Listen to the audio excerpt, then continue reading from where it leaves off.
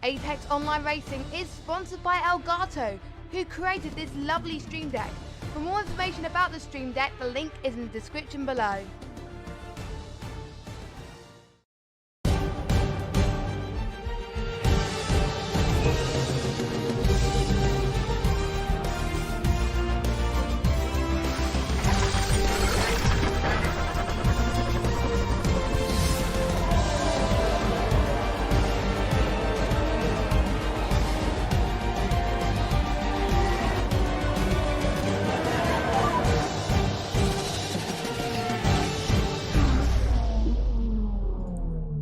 From the forest of the Temple of Speed in Italy with the Monza, the trip is now going to the sunny Florida and Sebring International circuit. This track with its 18 corner was made on an old airfield in the 1950s. It's a bumpy track, and maybe the bumpiest on the calendar, with legendary corner names like the Big Bend, the Hairpin, Fangio, Tower, Le Mans, and the Sunset Bend, which is the famous last corner. But this is a track with not only legendary corner names, but also, you know, legendary battles in the past with big manufacturers like Ferrari, Ford, and Porsche have all been battling out here. But one driver in the past have been more dominating than anybody, Mr. Le Mans, Tom Christensen, who is also, well, it should also be called Mr. Sebring with his 6 victories around here. This, as I've mentioned before, is a bumpy track. Mr. Le Mans said that if you can do 12 hours at Sebring, the car can do 24 hours around Le Mans. My name is Niclas Domino, and I'm joined in the box tonight by James Clay. And James, what do you expect from for the drivers out there that they're gonna experience today?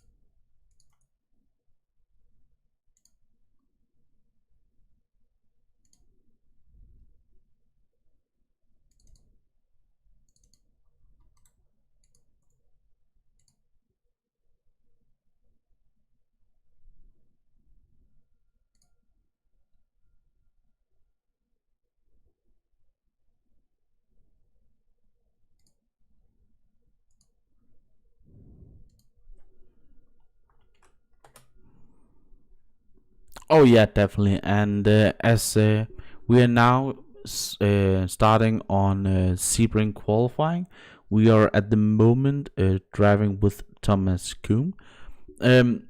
Which car is do you expect this track will suit out there, and who do you think will gonna struggle around here today?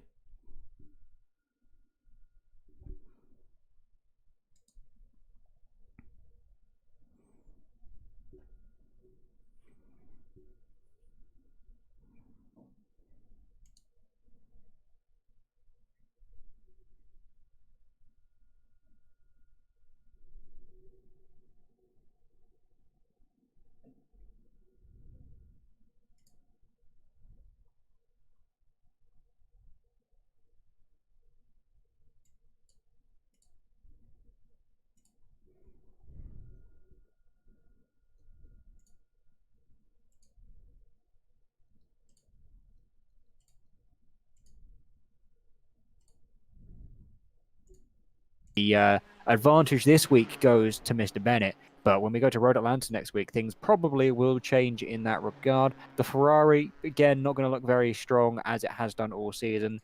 I think any Ferrari fans will be just hoping for sort of a bop in the upcoming build because of the fact that they're just quite a far way off the pace at the moment, and the Porsche is good until it gets to the straights, and then everything falls apart because the straight, well, the Porsche just has no engine power. That is a V3 Racing Ford, I think that was off and spun around on his flying lap. That's another challenge of this track, in fact, is trying to keep your car away from the grass that you can see on the exit there as we're looking at. I believe that is Cohen Van Eyck coming through the final couple of corners. Cohen, normally a very good qualifier, hasn't been too on form this season, but anyway, we're going to see him come across the line, and that is a 56.657, but I don't think it was valid, so he does not get a time on the board as he comes through turn number 1. Very high speed, very tricky corner there. Into turn 2, I believe, has now been rechristened Christensen corner, and Alessandro Pontecorvi goes to the top there. Coming out now of turn number 5 through the big bend, all completely flat out here, but then you want to try and line your car up on the right to enter into the hairpin. Very tricky braking zone, arguably the hardest braking zone on the track. Very easy to lock it inside and run into that grass you see on your left there, but Cohen actually navigates it very, very nicely as he heads now into the into the rising sun. I do believe it actually is at this time of day. Yes, it is. Braking for Cunningham now, second hardest braking zone on the circuit. Again, gets it hooked up.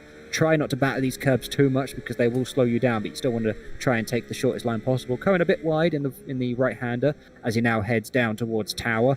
Apexes quite nicely because it's a very high curb, but he could have run a little bit wider there because you can still use the exit curb. Now into this double left before the Le Mans complex of corners, as they are called.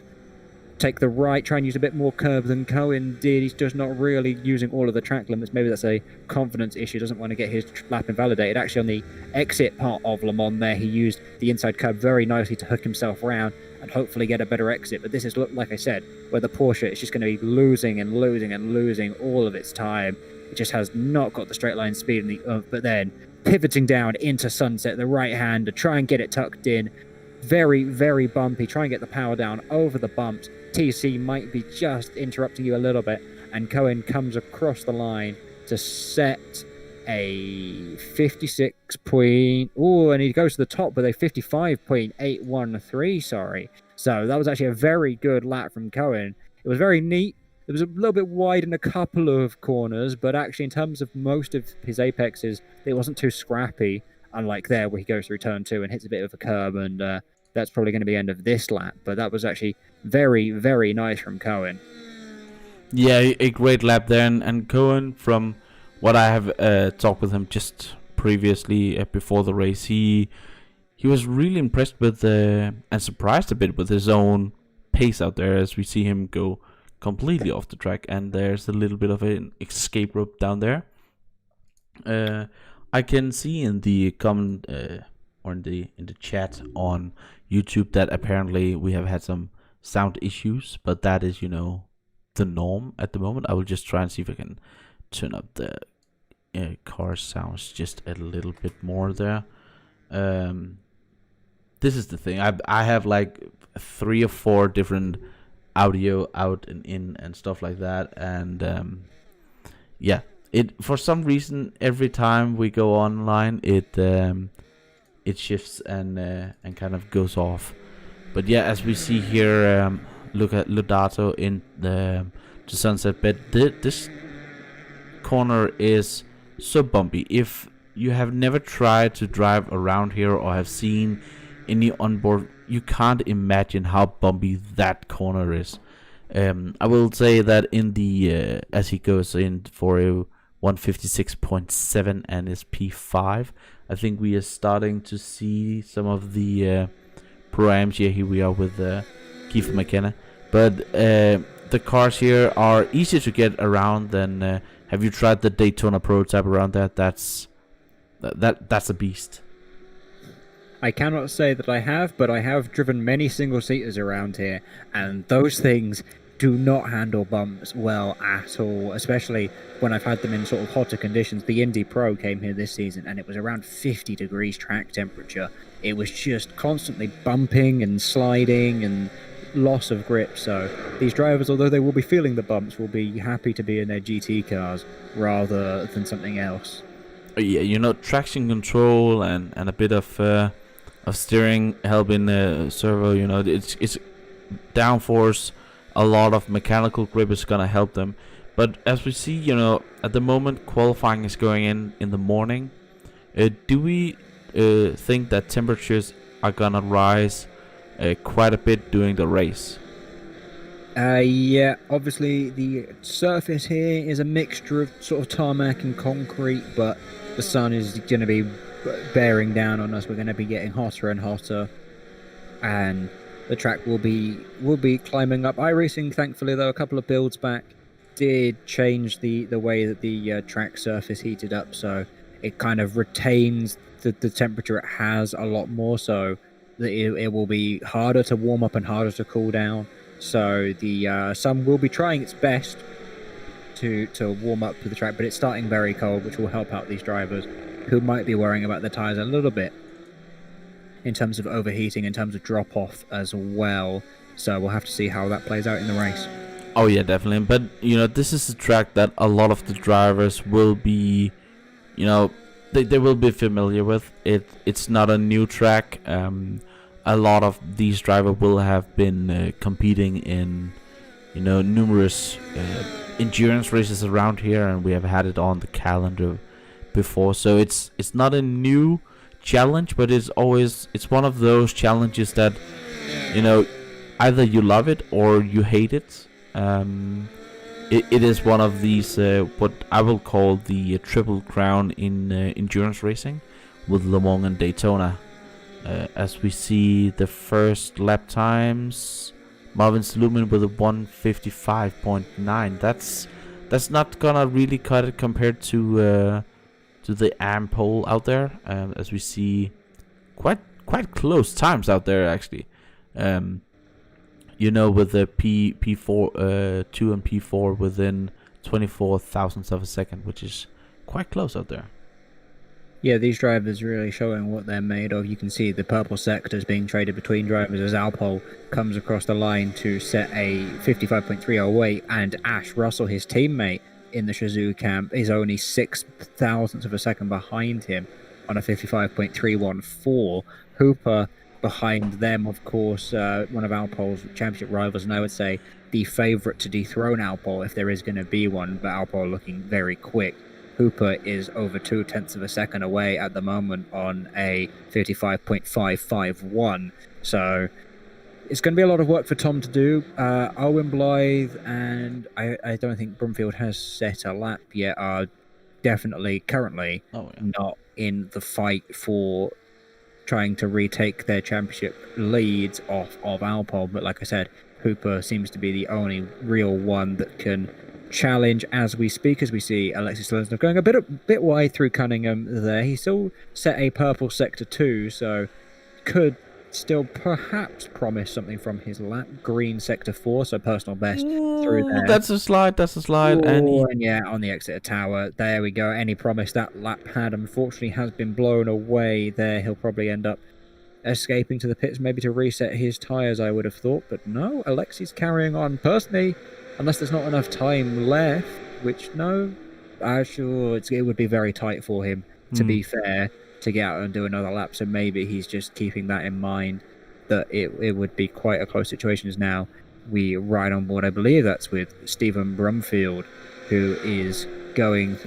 No, this Chris Yardley we on at the moment. Yeah, I couldn't tell from the distance of the shot there. What the car was, but yes, that is indeed. I've tried different cameras here, and it just, as Yardley looks to completely abandon his lap there. A lot of these cameras are just, a long way from the cars. I have no idea what is going on here at the moment. It's just the way with Sebring, because the track is so wide, because of course we're on an airfield here, so the track itself is very, very open. You're not going to end up you're going to end up with the cameramen very far away, and for some reason they didn't activate the zoom on their cameras, so you're going to get a lot of wide sweeping shots today. Well, at least, with the tight fields that we have had in the past, I think we will be able to see, a lot of the cars in one time. And as we just were looking at Selesnev there before, he's a driver who, I've seen in the Formula 3 leagues before, has been performing okay, but he has been, for me, impressive here in his first season in the Pro-Ams. With some strong results out there, but it's never easy in this field, as I think this might be one of the smallest Pro-Am fields that we have actually ever had in this season. Not a lot of drivers out there. I think, we are missing quite a few of them. I mean, Alexei, he's shown a lot of promise this season, but he hasn't really managed to make it count. If he comes back next season, then he's really going to have to try and turn that pace that he has into good results, because he's quite often found himself in good positions but never quite capitalised on it. I believe last round at Monza he might have just squeezed onto the podium. I can't quite recall the results there, but I think he just squeezed onto the podium, but it was very, very close if he didn't. So, he's got to just... try and turn those around and maybe try and get some wins on the board, because although it's nice to get a podium, nobody really remembers who sits on third on the podium. People remember the man who wins, so if he wants to really start succeeding, he's going to have to kind of double down on the form he's shown so far this season and start getting some wins under his belt. Oh, yeah, definitely. As we see Bly with the 155, I was just looking in the YouTube chat again, just seeing if everything is alright, as we are having the drivers just the Pro-Am field just finishing their laps, with Edouard coming across the finish line with a 156.2. Alpol looks to be on a fast lap, as he's improving with a 154.999. That's a 1,000 away from having Stevie's thing. He got he had an award for just consistency and like equal numbers, as we're having the pro drivers coming up to the getting their laps in soon, as I think Nader League will be our first one. Let's see if we can find him. The pros looks to be taking a different approach to some of the slower classes. They look to be a lot slower out there. Why is that they have a slower outlap, do you think? Well, if anyone I'm sure a lot of people who are watching the broadcast are Formula 1 fans, it's kind of the same thing as to why a lot of those cars at some tracks tend to be doing slow outlaps. It's because the tyres do not like having energy put into them. They do not want to take any of the life out of these tyres, because the second they start overheating, they start to lose a lot of grip. You'll see it in the race. The first couple of laps will be really quick, and then the tyres will just start to drop off from there. The kind of qualifying tyres whilst also being race tyres in a sense, because you get two sort of good laps out of them, and then they just sit consistently at a pace that's sort of like 7/10 off where they normally are. So it's only really worth doing the slow out lap and then doing a flying lap, and it will give you the ultimate pace. Tracks like Monza last week, you can sometimes sneak in a second lap and get roughly the same performance, but really it's all about that first lap. And Nadlik taking purple sector 1, apparently Cass also setting purple sector 1, so I don't quite know how that has worked. But one of those two drivers is faster, but then Bennett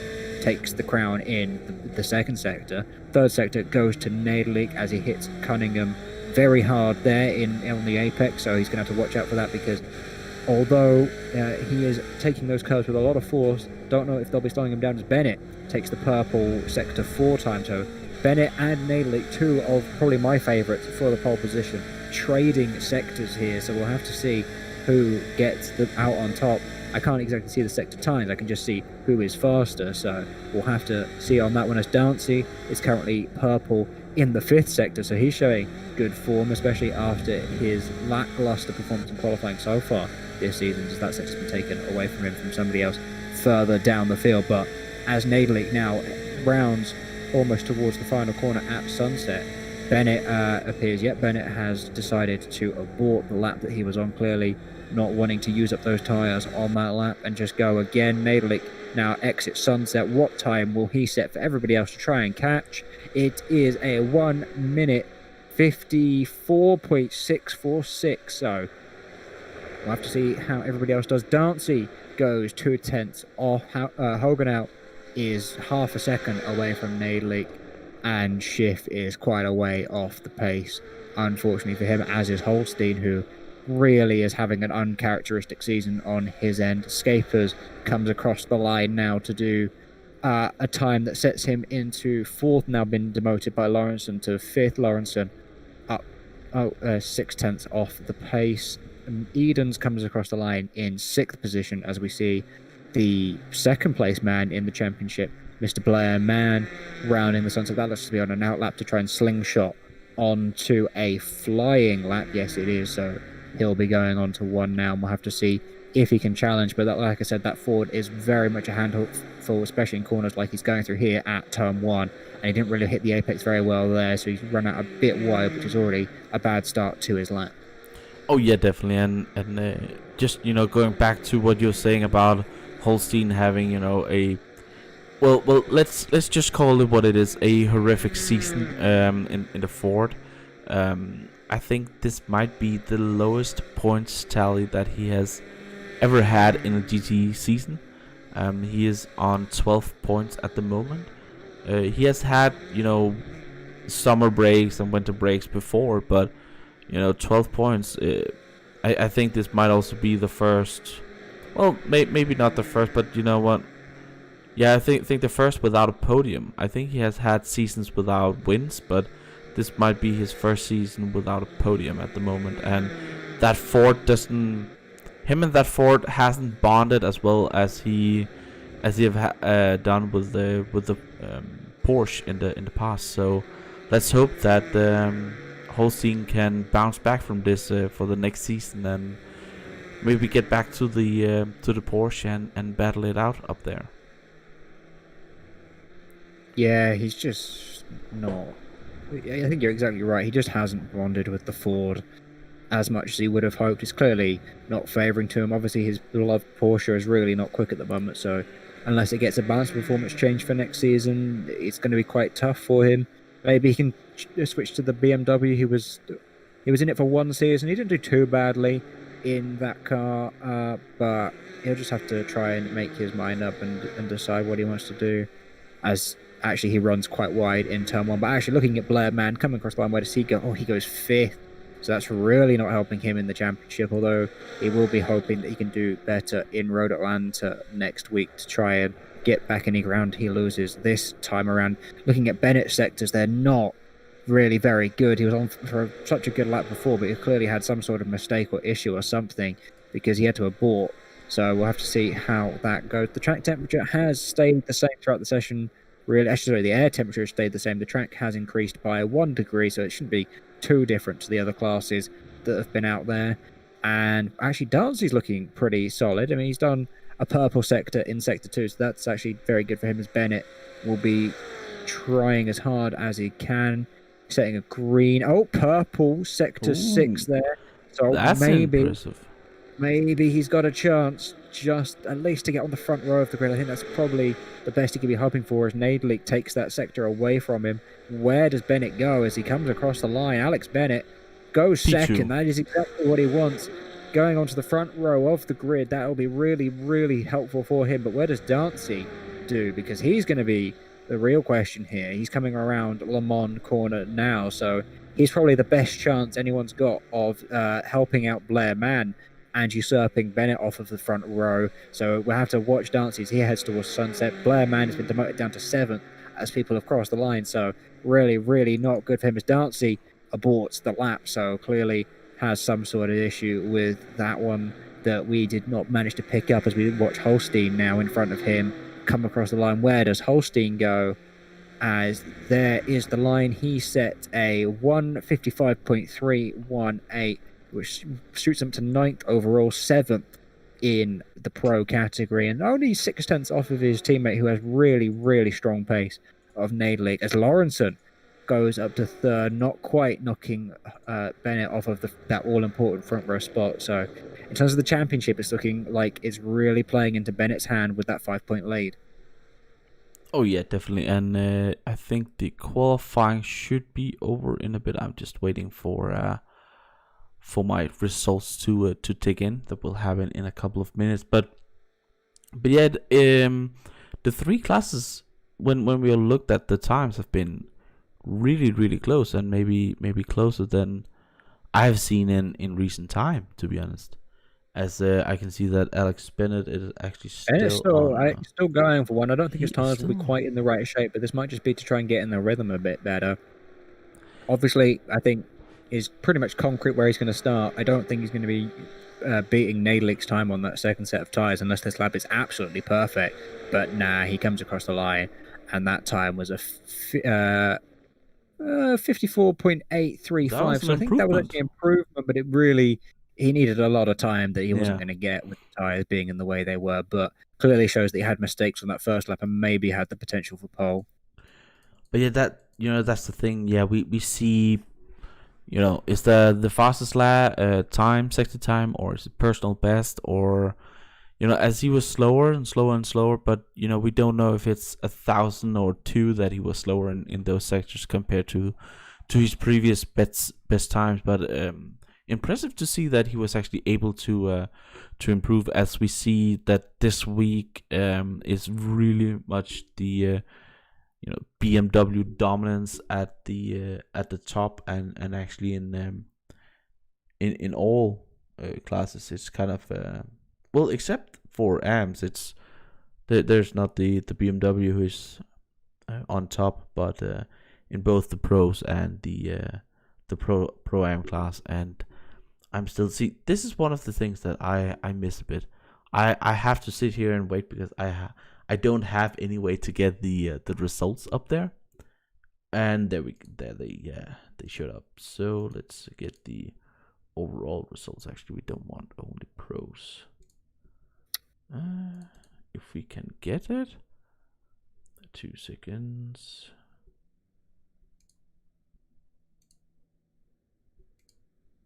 If I just try to do this. I am fiddling around with it. It's not really playing ball with me at the moment. Why is it not doing that? We apologize for the technical issues, but luckily we do have the full formation lap There we are. Around. There we are. Go yes. With the grid. So Martin Nadelig takes pole position for this round 9 of the AOR Season 11 GTE League, alongside his championship contender and teammate Alex Bennett. Following them are, for what's actually not a comrade car, on the second row behind the normally front row lockout that we have from comrades. So Alfie Lawrenson in the privateer cars takes up 3rd with Craig Dancy in 4th. Alpol, taking that lead in the championship last time around, starts 5th overall on the grid, and clearly the Shazoo drivers there 5th and 8th doing a mega job. You could even say an omega job, as one of their sponsors is up there in 5th and 8th. Halliwell 6th, Hoganau 7th, as I mentioned, Russell in 8th, Holstein 9th, still better performance than recent times, and Mann all the way down in 10th. He will be needing to put in a stellar performance today if he wants to stay in the fight for the championship. Scapers starts 11th, followed by Edens in 12th. Moving on to the next row, Hooper and Van Walder will take the 7th row of the grid, the next two Pro-Ams, so they're quite away from their other rivals. Hooper will really be needing to make up positions if he wants to get ahead of Alpole and close down that lead, as will Owen Blythe, who starts on the 8th row behind Kiefer McKenna. Cohen Van Eyck takes pole with that very, very good lap from the AM driver, so he will be starting from 17th position alongside Alexei Seleznev in 18th. Sluman 19th with Yardley 20th, rounding out the 10th row of the grid as we pull away, with Edouard 21st, followed by the second place man and championship leader in AM, Alessandro Pontecorvi. Stephen Brumfield all the way down in 23rd position, the man in 3rd in the championship, really not having a good performance here in Sebring, and that could be the end of his campaign, with Will Chu in 24th.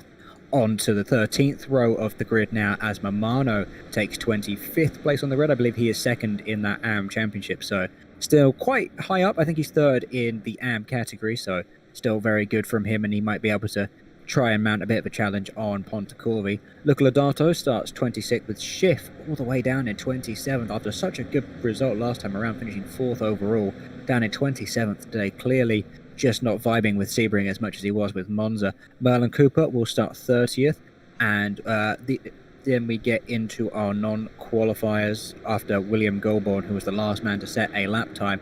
Reece Newland, unfortunately, is a spotter that accidentally signed up as a driver, so he is actually not in this race. Alex Schmidt will start 33rd. Thomas Lanny starts 34th, followed by Sasu, Coombe, and Coombe will round off the grid in 36th position as we head into turn 7 and the hairpin with the two comrade cars up front. And thank you for that. And one thing that I really took out of that grid walk was Coombe. Being a non-qualifier here, he has been really battling up there and trying to see if he can get that championship fight going, and he's also a driver who really needs a good result to keep that fight going all the way to our last round that we have next week at Road Atlanta. One more thing is, I don't think we have ever seen the Venom pair being so far apart during any time during the season.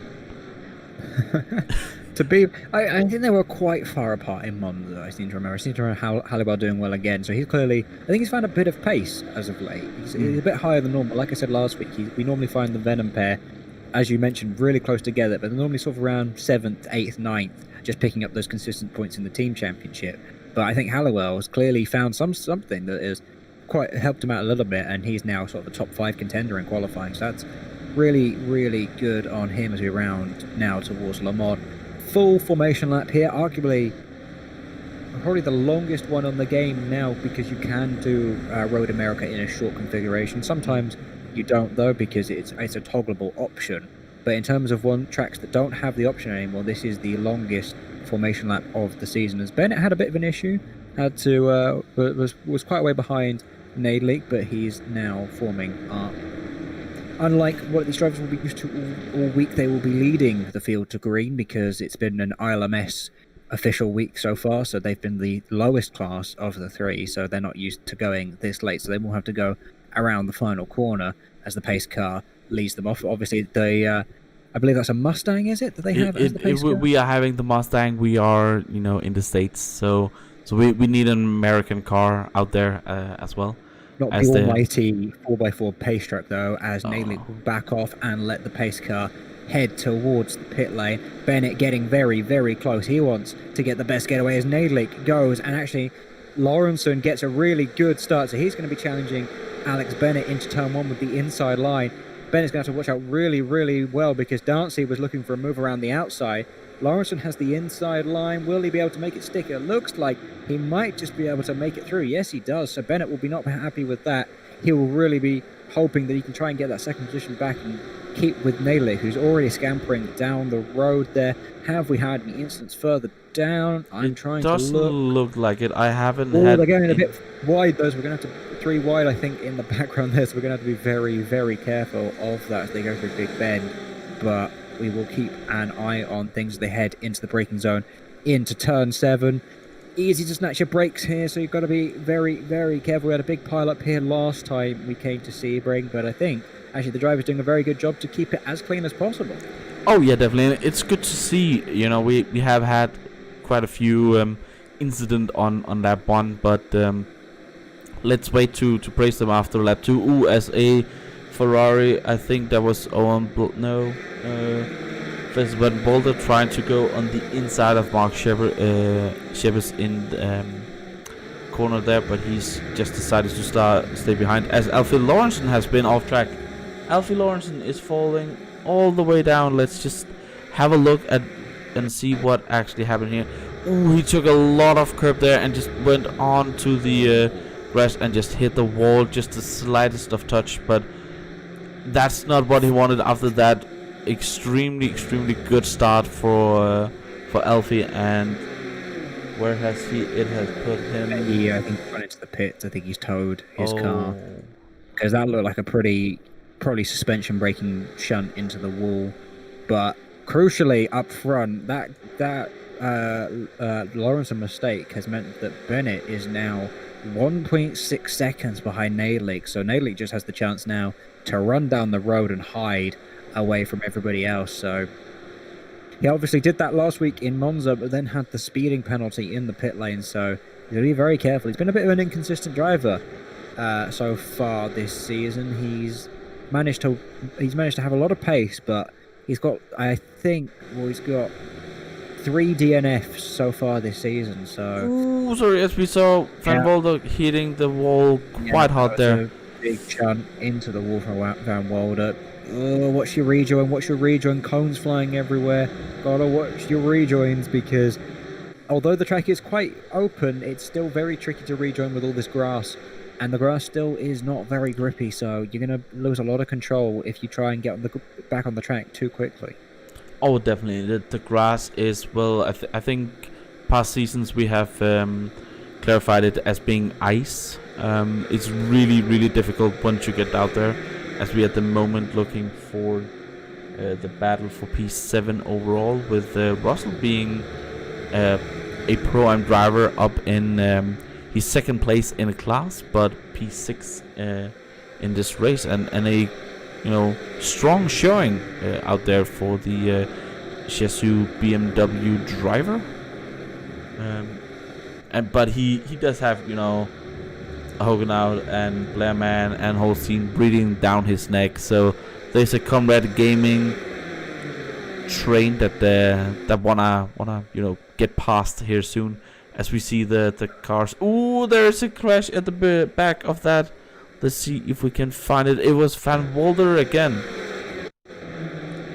Let's see what happened to Van Wilder here, as he's going hitting the curb, and he's just the same thing, just hitting the outside grass just a little bit. And let's see how he returns slowly, as we see another Ferrari going way off track there. That is William Goulburn, and I think he just missed his braking point for Sunset there, and got a bit of a twitch. And then that's straight into the wall, and that is there you go. It's just that's day over right there.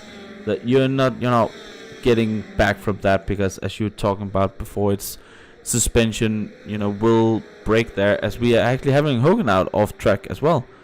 See, that was what I said. We just wait for lap 2 or 3, as he almost went in the back of that Chesu BMW, and he tried to save it there, but that might have been better if he had kept the speed on and gone onto that tarmac that we had on the outside there. But a really good rejoin into traffic, but still in a space where nothing happened. So it was a great rejoin from him there, as I think the closest battle at the moment might be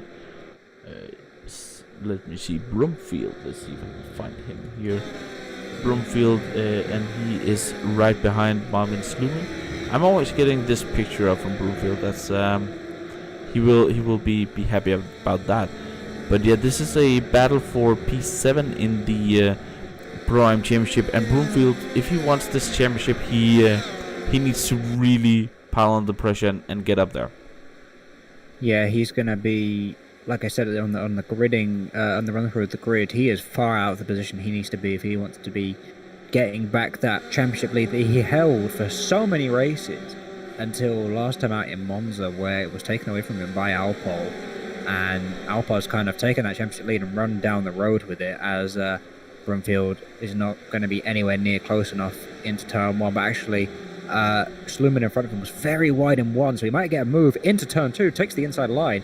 Will Stephen Brumfield go down the inside? But he have a spin there. That's Philip Schiff from the Super Zoo Omega BMW, but Stephen Brumfield gets the move done down the inside, and that will be helping him out in the championship. I am sure of it. Oh yeah, definitely, as we still have Alex Smith looking, as we are having a car getting past there. But yeah, let's have a look at that crash with Philip Schiff, as we are now looking at him right here. See this, I really like this program. I get, red lines, and then I can just click on it. Ooh, as he just have 2 wheels on the grass, and that's a good save. But I don't like that you're reversing onto the back to the race, my man. To be fair, he didn't reverse too far, and he kept very far away from the racing line. But that was, I was still a bit little bit if like. If he reversed onto the racing line, that would have been a big no-no. Oh yeah. Do that. But luckily, only did a tiny bit just so he could get his car turned around and then rejoined on the outside there. So, but all worked out well in the end. Yeah, but Sluman have not given up that position to Brumfield, as he's really trying to push that Porsche closer and closer to him. Now under pressure from Hogan out because of it. And Hogan out. And actually someone getting a very, very twitchy on the exit there of Le Mans corner. So that Porsche TC maybe needs to be cranked up a little bit, but he's still got a good enough run in the slipstream. But can that Porsche pull the car down the straight as much as he'd like? Going to go round the outside. Brumfield with the inside line. Can he keep it? Can he keep it? Oh, he's a bit wide there. Lost it over the bumps. The car just kind of shifted wide, and he just carried too much speed. But now Hogan out is going to be on the charge. Can he go down the inside? He's going to look for the move, but of course the Porsche has the slipstream, but he doesn't have the inside line. They're going to go side by side through turn number 1. Cass, of course, is now going to have the inside line again for turn number 2 of Christensen Bed, and I think that's going to be a job done for the pro driver, who is down in 17th overall now, which is still really not where he wants to be. Is that Schmidt getting through as well as Sluman? That's an opportunistic move if he can make it stick. But now Sluman's going to have the inside for Big Bend and the hairpin, so Schmidt's going to be very, very, very brave, but he's going to send it actually around the outside. Sluman getting very close. No quite contact, I don't think, between the two. If it was very light, but no desync, no contact. So great racing here, but it is costing them a lot of time because they're already off the back of Brumfield. But Schmidt, going around the outside again. Sluman defending to the inside, but he's completely outbraked himself, and that's going to be the end of that one. Sluman into the wall, unfortunately, because of that ice grass that you mentioned earlier, Nick. So he's not going to be having a happy Porsche anymore. Oh, definitely not. And as you also saw that Robert Edward and Chris Yardley were just battling behind them, and they were just having a little bit of a nudge as Yardley cut in front of Edward, but I think that was just more that, the nature of the track, you can't really go too wide there. But impressive to see that the Porsche actually could overtake the Ferrari on the outside there, although he went a little bit too wide, and unfortunately he sent it into a wall. But I wanna just have a little bit of a look of a man who for once have qualified on pole in the class, which he has quite a few of actually, Mr. Van Eyck. But I think this is the first time he has gone so far into the race in many of seasons and actually retained that lead at the moment. He looks fast out there. He really does. He looks to be in tune with that Porsche, and I have actually checked. Sluman looks to be very, very lucky. He doesn't seem to have much damage on his car, if any, and his steering is completely straight. So, although he's lost a lot of time, I think he's actually managed to get away with that one fairly scot-free.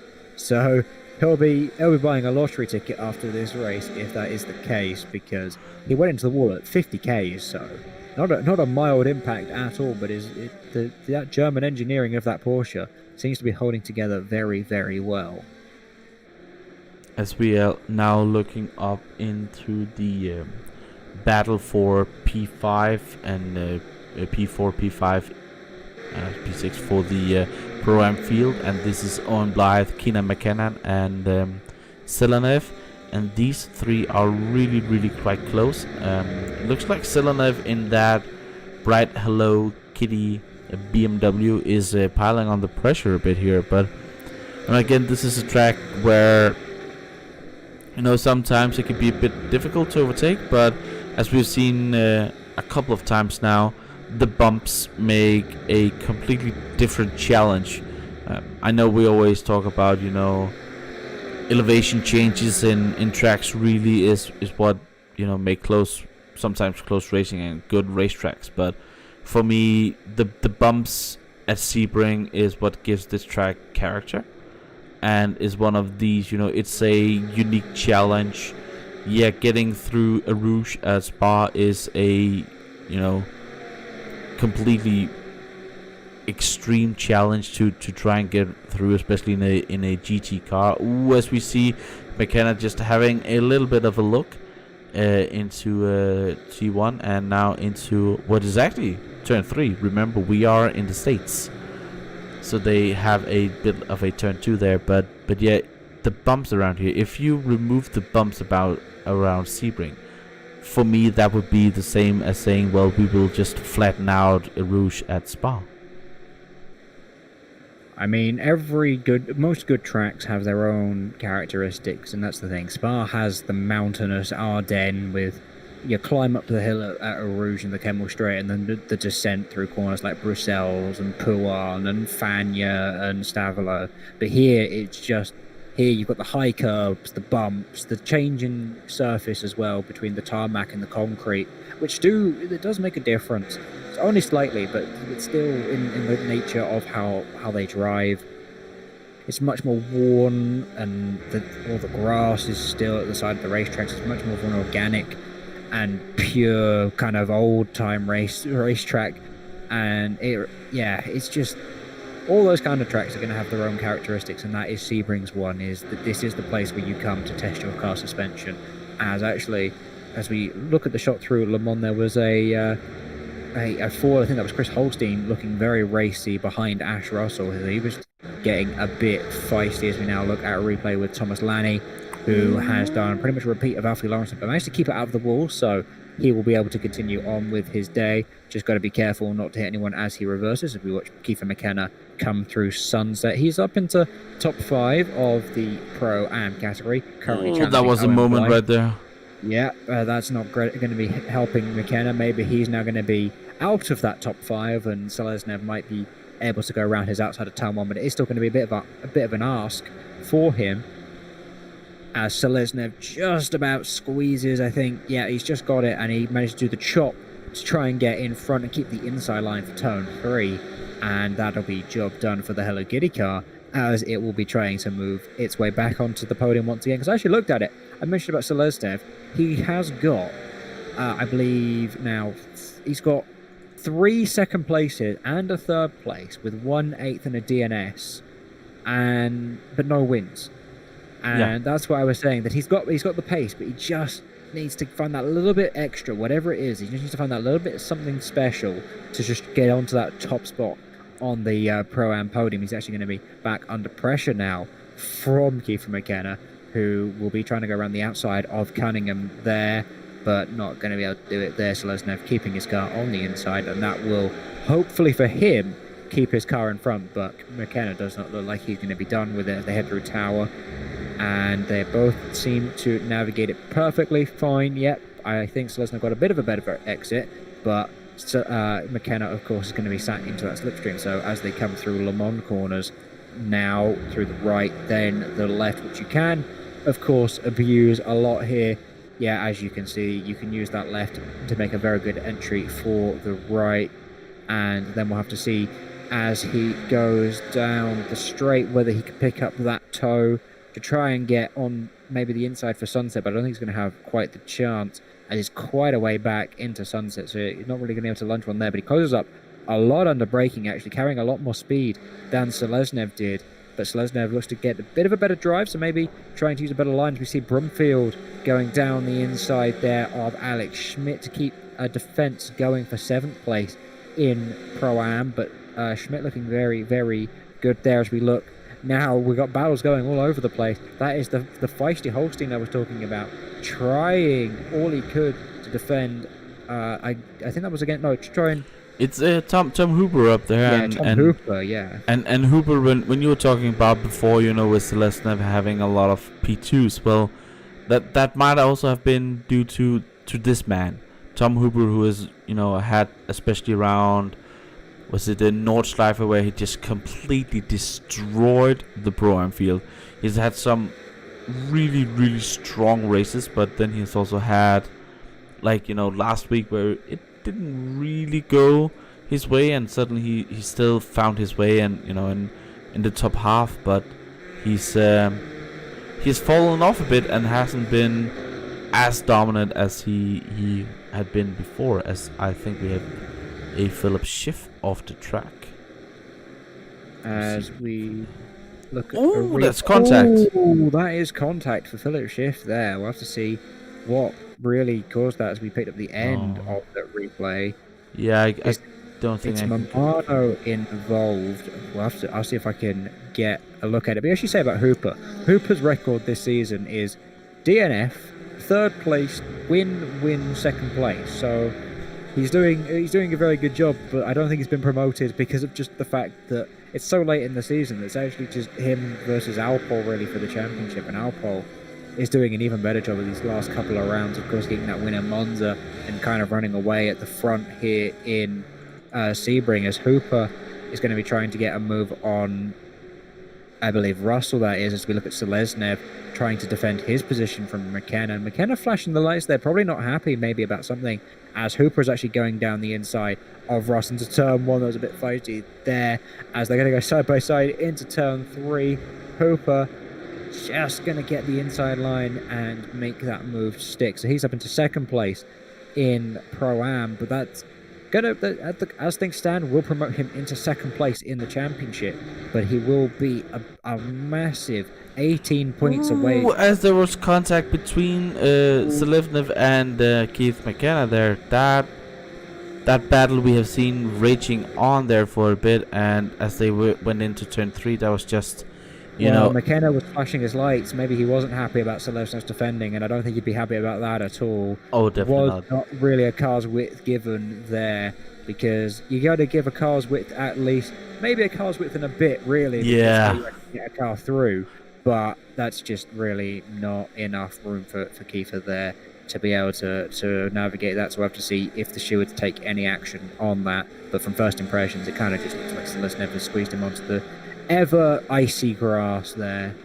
Oh yeah, definitely, and that put McKenna... there was actually a little bit of desync contact in there, or a little bit of desync contact that caused it. So it's going to be hard for the Stewards to make a decision on that one if desync was involved. So we'll have to see what outcome they come on board with then. Oh yeah, definitely, but the argument will still be that it was kind of close, and he could have left him just a little bit more, as that put McKenna down into P8, as I think we are having a battle for the let me see up here, P6 in the class as well, with Mike Shepherds and Chris Holstein battling with the Pro-Ams. Those Fords are not looking to have a great day out there, as they are really struggling up here, as I actually saw a red line here. Let me see if they are getting close. Not yet. I will just have a look at this. It's Philip Schiff again.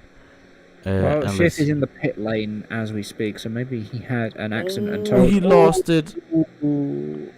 So he's gone very, very, very fast into Sunset Bend, and then I think he's going to come into the pit lane. Yes, he is. So that might be the end of Schiff's day, or maybe he will come back out. We will have to wait and see, but he's still in the pit stops as we speak, so that could be day done. As I think that's also, is that Roberto Edouard? Yeah, Edouard is in the pits as well. So we'll have to see if Roberto, I mean, his car is quite a bit damaged. He might have been involved in that scuffle that we couldn't quite pick up with Schiff, so we'll have to see on whether he comes back out and how bad the damage is. As actually, yeah, here is that pit entry from Edwards, so it wasn't a tow from him, but actually I'm watching it right now. He got decent damage off he got damage off of a bump. Oh, of a bump. So just before Tower, you know how there are sort of those lefts and rights. Yeah. Yeah, he's just going along the track, and through the final right before Tower, he's a little bit off the apex, and his rear left corner just gets damaged. Oh. Weird. That's really weird. Well, you did say that curves around here were, you know, it wasn't even a curve. It was just a bump. So we also have shippers going into the pits. You know, these drivers are gonna have to pit sometime during this race. Has given up on that race, so okay.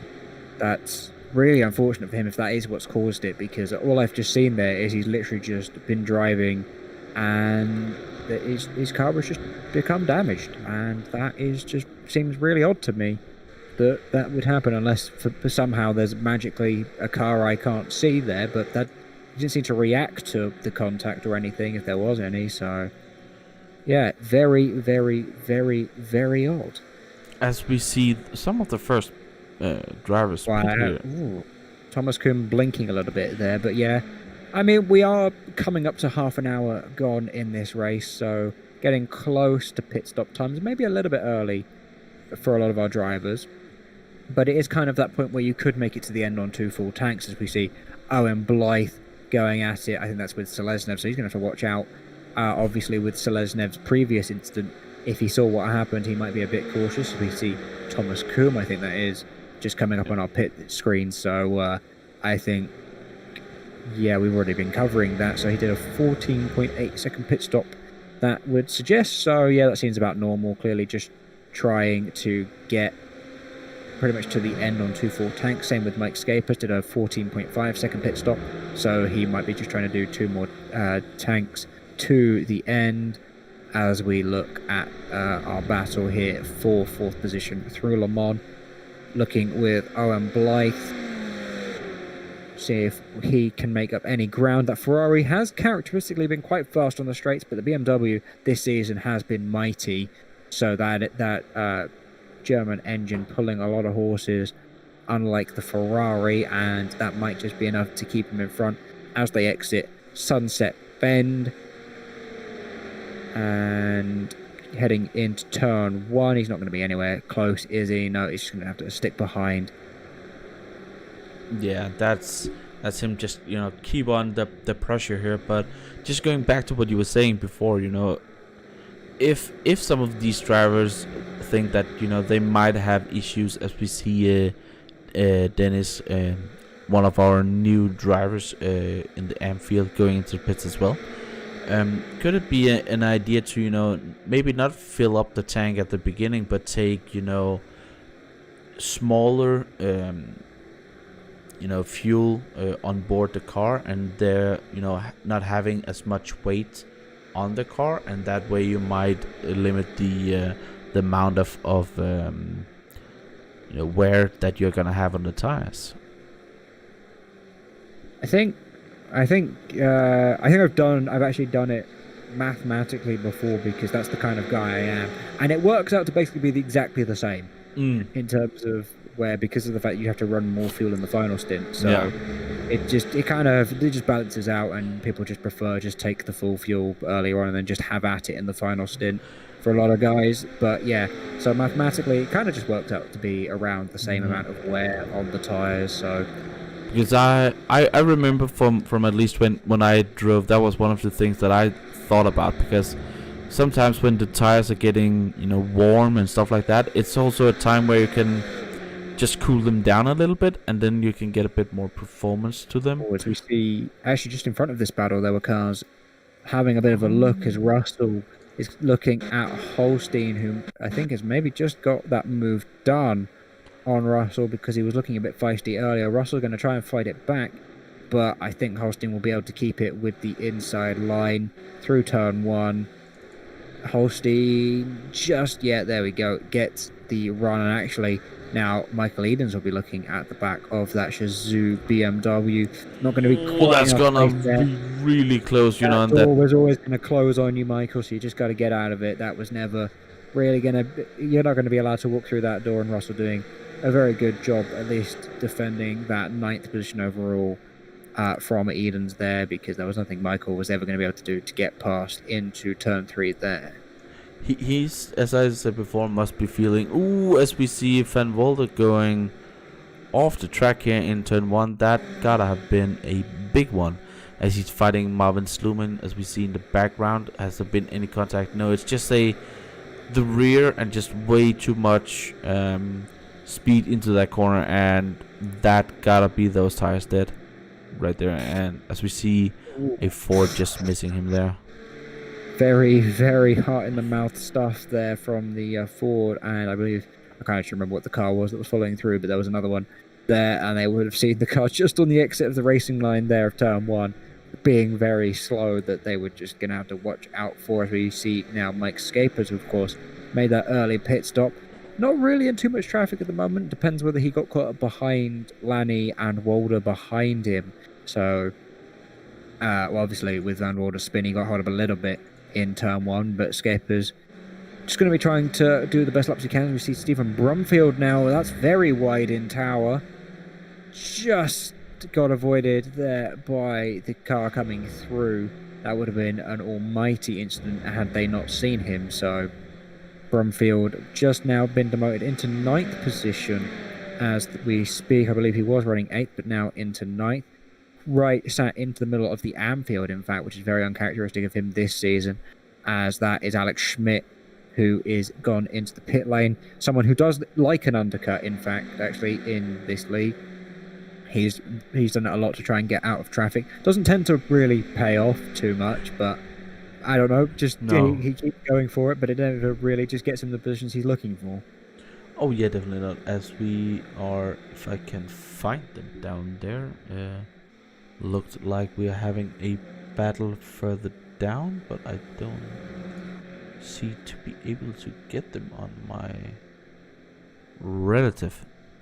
But yeah, well, I think Broomfield actually just lost a position to Pontecorvi, who is in front, so I don't think that he actually lost a class position. I think it was only a overall race position. So in terms of his battle back up to the he should have been promoted into other because of Schmidt's thing, but watching as positions fall. I guess it's also because of the pit stop strategies that are going on around us, that positions are going to be changing a lot. Oh yeah, completely. So sometimes when a lot of the drivers are pitting at the same time, and I've been sitting here and just looking at the data, at that time there's like a lap or two where I don't really look at anything, because and there we go. There is our leader, Martin Nadlik, into the pit lane. Bennett managing to go an extra lap, but we haven't really talked about the lead battle because it's kind of just been all Nadlik for most of these laps. He's just been out in front, no issues, no worries. Then you got Bennett just trying to pick up the 18 points that he'll get for second place, and Dancy just kind of cruising around trying to get that overall podium off of this race as well, and his good form.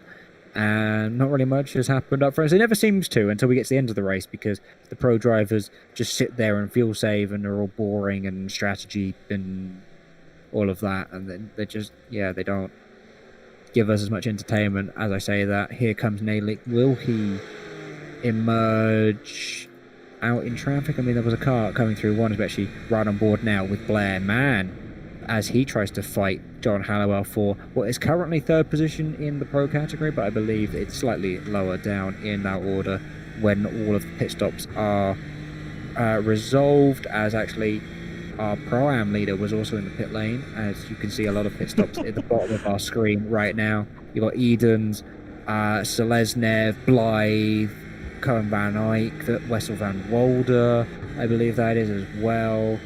Mamano is also in the pits, as is Sluman. You can see the pit stop times at the bottom. You'll see them changing a lot. Pontecorvi taking 20-second pit stop, as you can see, as Blair Mann is just kind of all over the back of Edens, but can't really do anything because this is the one issue with Sebring. You don't get as many overtaking opportunities, especially with a lot of dirty air through some of these corners that can really throw you off. But it's kind of all about getting Le Mans hooked up, and if you can't quite make the move into Sunset, try and get Sunset hooked up and get the move into Turn 1 as man. In the slipstream of that BMW, these two cars will be very even on straight line speed, but I think that BMW is going to have a lot more of an advantage through this final corner at Sunset, so Blair going to do a lot to try and hook it up and get a better exit, but they also might be pitting at the end of this lap. We'll have to see as they both veer across to the right and coming into the pit line as Stern. Blairman doing a much better job this week in the first round of stops by not rear-ending the car in front of him like he did to Alex Bennett last time around, which almost could have been a cataclysmic event in the championship. But Bennett obviously already pitting. So we'll have to see where he rejoins in terms of Nade League, because Bennett's stop should be done around about now. So he's been released. Yes, he is. And he's going to come across that pit exit line. Nade League has just shot past him, I think that was. Yep, there he goes into turn 1. We'll have to see what the gap is when Bennett rejoins. And it's going to look around about 3 seconds, maybe a little bit more as Bennett gets up to speed. So not really, kind of where it's been sitting all race from these two, and Nade would be just trying to not speed in the pit lane like he did last week. Yeah, and one more thing is, it has been a bit of a trend, but as we saw last week and have seen other races, Alex Bennett just looks to be able to get that one more lap out of his fuel tank compared to some of his competitors around. And one more thing that I just wanna pick up is, at the moment Andy Gordon has been crying about the lack of onboard feed on the stream. My only question is, Andy, why in the H are you not in this race? Why are you sitting and watching the stream? You should be able to have an hour and 20 minutes of onboard action-packed racing going on. And yeah, of course, I will try and keep an eye a little bit out for the chat, but I only have about 2 screens, and this thing just filled the whole second screen as Broomfield is actually off the track. It just looks like he completely lost the braking zone there. Turn 7, very, very difficult braking zone, but yeah, definitely not going to be... Well, that's just kind of the characteristic mistake of the hairpin. That's Vessel 1 Walder having a very violent snap, probably just a bit of grass on the entry to turn 3. And we'll have to see. I don't think there's going to be anyone that he's going to hinder while rejoining, but he's now in 12th position in the Pro-Ams. Definitely not where he wants to be. Kind of consolidated, well, in the middle of the AM category at the moment, which is currently being still led by Cohen Van Eyck, and he's now somewhere in the realm of around 8 seconds in the lead of that category. In the Pro-Ams, Dan Alpole is currently leading from Tom Hooper at the end of these pit stops, and they're separated by around 5 seconds. And the Pros, of course, is led by Nade League that we would have spoken about, and that post-pit gap is 3.8 seconds, as that is John Halliwell, who we spoke about being very... I think that was Hooper in the Radicals BMW that got so close to T-boning the Venom Motorsport BMW. But like we said about Halliwell being very consistent, unfortunately, and sort of getting a bit of pace. He's got the pace, but he's lost a bit of that consistency as we see Cooper. Oh, he almost held it, but not quite, so he'll have to once again rejoin the track. And now we ride on board with Will Chu, who I believe made his debut last time in Monza, and he's gone for a spin as well. So car's fat full of fuel and hot tyres, with the track temp now up to 24 degrees, so a couple of degrees up on qualifying. Driver finding it a bit more tricky, as Marvin Sluman is the latest man to make a mistake, and these drivers really not dealing with that full fuel tank well at all. As we ride back on board Will Chu, are we going to have a spin? I don't think so. No, now we're live. I don't know if we're going to get one live this time as well, because they were doing it so much, but Yeah, this just reminded me of like this weekend. I mentioned to you, Nick, before the broadcast, we did ELMS instead of the HPD, not the GTEs. But when we put the car fat full of fuel and kept the tyres for the second stint, the car just decided it just wanted to become so tail happy. And I think that's what these drivers are experiencing right now, is that their fuel tanks are just absolutely full to the brim and not dealing well. I mean, the one Porsche we saw there that spun, as apparently Thomas Kuhn, according to chat, has left. Actually, yeah, he's had a throughput error, so that's really not good from Thomas there for his championship hopes, and that's really, really unfortunate for him. Oh, that's just such a shame when you're only 3 points off the championship lead. And actually, we do get a spin from Will Chu, just not while we're riding on board with him, going through Le Mans corner. But yeah, when I was mentioning about that Porsche, was the Porsche spin we saw, I think, from Sluman, was him kind of understeering off the track. And of course, the Porsche's fuel tank is at the front of the car, whereas the rest of them are all at the rear. So I feel like that the fuel could really be a big issue in what's going on right now. Well, yeah, but then again, from my experience with the Porsche, when you put that, a lot of fuel on the front and the fuel tank being there, you get a lot more weight on the fronts, which actually means that you get a bit more grip and you get a bit more downforce on that front because it's put down. So I don't know what that understeer came from. It might just be as you say, just a switch in the performance. He might have been able to take a bit more speed through than he thought initially, and then have overspeeded it a bit. But as we saw early on the race, he decided to hit the wall and got away scot-free, and now the wall has taken its revenge. You can't just hit a wall and not get away from it. Nope, Sebring was not happy that he didn't get damage from it in the first place, so he's going to have another incident to make up for it. As Michael Edens looks to be very close to towards that wall, actually into Sunset Bend, but he's just looking to be right behind Holstein here, and doesn't really seem to be able to catch up to Holstein and pass him. It's a difficult task to get up there, but even more difficult to actually overtake around here, as he has picked up Alex Russell down behind, and he is now fallen down to P3. He was P2 before in class, but there's still a great performance out there in the Pro-Am class, which is quite difficult to actually perform in.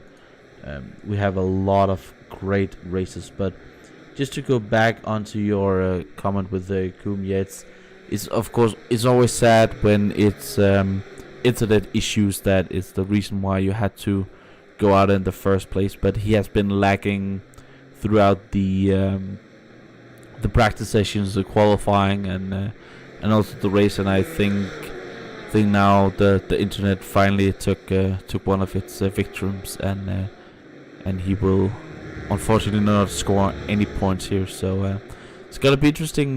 With the Dan Ampel, we will see after this race, but I think that might be his championship hopes over.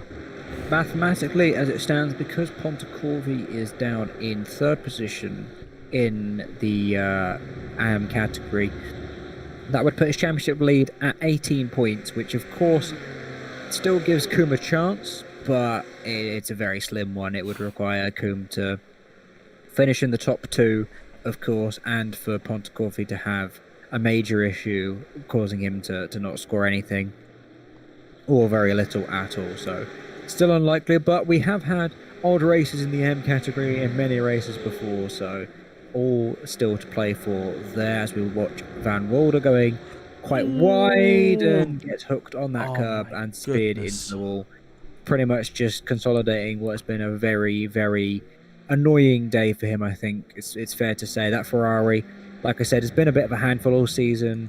It's not very fast, it wears its tyres out, and yeah, I think that might just be the time to call it a day for Wessel, because I think his suspension might be quite unhappy with him after that contact. Oh yeah, definitely. And now with the 40 minutes into the race, let's just take your top three in each classes at the moment. it's Martin League who is leading the race, and he is having a gap of 11 seconds down to Alex Bennett, who is then also having about 6 seconds down to Craig Dancy. So the leaders are having quite a big gaps out there, and not really something that we're used to in this league, but that's kind of how it goes sometimes. And then we have in the Pro-Ams, we have Dan Alpol, who has just been really strong out there in today's race in the BMW, and is have as well a 5-second gap down to Tom Hooper, who, you know, again is proving to be quite strong in this field, and he will still keep fighting on to try and get up there. And then we have Russell 5 seconds behind again. Also, you know, quite a big of gaps between the drivers. Let's see, down in the amps, it's Cohen van Eyck, who has been leading from the from the green flag, and is now having a buffer of 8 seconds out there. So, and he looks to be the fastest driver of the amps today, as we are having Mamana, who has been, you know, strong throughout the last couple of races. He had, it was not Monza, the race before, where we just called that he was leading by 20 seconds, and then he had a issue with a back marker. It was a Road America, and then he lost that victory. And then Pontecorvi, as you say, about 6 seconds further down in P3. So quite a big gap between each classes at the moment. Why do you think we are having that? I think it's just a case, things like Nordschleife, where difficult tracks can expose just weaknesses in other drivers and strength in others, where it just allows you to build sort of just more confidence, more speed, and more pace over the people around you. And also, I think people like Alpol, who have just developed throughout this season. I mean, at the beginning of the season, he was pretty much kind of not on anyone's radar. Like, he didn't finish in Imola. He got a 7th place finish in Spa. He didn't even qualify enough races to get half points in Suzuka. And then he picked up a podium in our first race in the States, which I'm trying to remember where it was, because it wasn't Road America, was it? It was... Have we been to Daytona? No. It was Daytona. Yeah. Yeah. It was Daytona that he finished his first podium, and then he got his first win in Road America. Then he didn't do so well at Nordschleife, but again, you don't really judge people based on their Nordschleife performances. And he's just kind of been top 2 ever since. So he's developed a really long way, and I think that's exactly also one of the reasons why he's so far up in front, is because just throughout the season he's just got stronger and stronger and stronger. As we look at Schmidt versus McKenna for 6th place in the Pro-Am category. Schmidt doing a bit better than we've seen so far this season. He's just not really had much of a form so far, and he made a lot of mistakes that haven't really allowed him to see himself progress too far into the races. So he'll be looking to see if he can maybe get into a top 5 finish at the end of this. Obviously, he's got to get past McKenna first, and then something would have to happen to either cause him to catch 7 seconds, or somebody else would have to drop out of the race. But it's still not unheard of for it to happen. So maybe that's kind of what you want to do. You want to end the season on a high, so it'll be good for him if he can and keep this form into Road Atlanta. However, we'll have to see how the Porsche's form there is as well, because of the fact that, it's just the Porsche's not had a great season either. The Ferrari and the Porsche, they've just had a few niggling issues, whereas the BMW and the Ford have both really had some just mighty pace all throughout the season. Like I said, the Ford struggles a bit here with some of the corners, but overall it's still been very good. So drivers in those other cars have kind of had to just stick with it and try and work something out, and that's when you got to kind of give a bit more respect to those kind of guys, because they stick with it, they try and fight through it and just enjoy the car they're driving and deal with it the best they can. Oh yeah, definitely. And the thing that, we have seen in the past, well, last season the BMW were nowhere, and then this season it has gotten, a little bit of a downforce streak, and maybe I think it was 5 kilos or something like 5 or 10 kilos taken out of it, and suddenly it's just the strongest car out there in this. These cars are so sensitive and so close to each other that it's just the smallest changes that can really have big effects, and the fastest cars change each season, so you don't really know, because we have had Porsche dominance, we have had Ferrari dominance, and last season it was really the Fords came quite alive, so it always bounces around. Yeah, that kind of just happens as the balanced performances for each season come out, and of course we had the tire adjustment and the BMW buff early on in this season, which kind of shook things around a lot. The BMW looked to have no pace in round 1 at Imola, and it didn't look very hopeful for anyone that chose it for the rest of the season, and then it got buffed and everybody switched to it because of just how much faster and actually how much of a favourite the BMW is. People really enjoy driving this car because it's just calm. It doesn't really... Although it pogos a bit over curbs and stuff, other than that, it doesn't really have too many moments. You can use pretty much all of the brake pedal before looking up, and the car just... It's a bit heavy, but that's nice because it doesn't tend to spin as much. And although when I say heavy, I mean in terms of steering weight. The actual car itself is the lightest of the field, despite how big it looks. Ooh, as a Brumfield. Ooh, that's a spin around. Not having a good day at all at the office is Brumfield. Really not where we've seen him so far this season. Oh, definitely not. Like I said, he was P1 in the championship for most of this season, and only recently lost that championship lead in Monza, so really, really different to where we expect to see him. But he started the season with a win in Imola and a podium in Suzuka, so 2 podiums in the first 3 races, one of them being a win. But then he was 6th, 10th, 4th, 5th, 7th. No. Really, really just tailing off at the end of the season, which is not what you want to do when you're trying to fight a championship. Oh, definitely not. And sometimes that thing just kind of happens to you, and maybe some of the tracks doesn't really suit your driving style, and you're not really getting on with those tracks. But getting back on the topic before about drivers and cars and stuff like that, and what is your take on that the drivers were able to switch cars when we got that BOP change out there? Do you think that they should just be like, well, you have picked a car for a season, stick to it, or are you okay with everybody just suddenly making these big changes?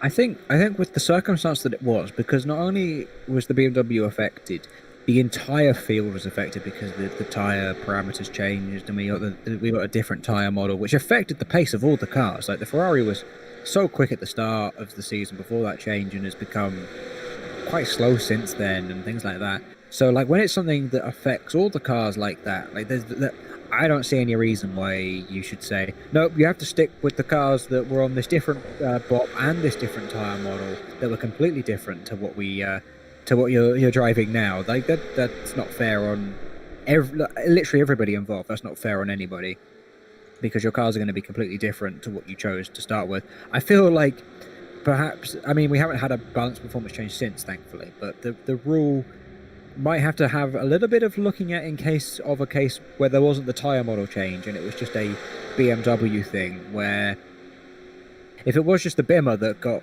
buffed, if somebody then wanted to, I don't know, switch from the Porsche to the Ford, should they be allowed to do that if the BMW is the one getting affected? I mean, personally, I don't really think that, but yeah, there's just... I think this circumstance, I think it was perfectly justified that people could just switch to wherever they wanted, because it was such a revolutionary change mid-season, which is just kind of not what you want to see. No, yeah, definitely, and sitting here as a also the skin pack creator, I can tell you that a BOP like that, it might be the coordinators like it's a bit irritating, but I can say as a skin pack creator, that is probably the worst thing you can have, because then suddenly everybody just had to change skin again, as we actually have Dennis in the pits again. And are we looking at last pit stops now with about half an hour left of this race. We should be approaching it soon-ish, I think. Trying to look, when did Nadalik last pit? His pit lap was lap number 15, and we're currently on lap 26, so we'll be looking to start our pit stop windows probably about now, so those early pit stoppers that we had will probably be coming in for their second stops. And sort of our leaders will be coming in 30, 31, 32, maybe even 33 if they burn too much fuel on the formation lap the first time around. So we'll have to see how, and Nadalik actually having to start to navigate some lap traffic.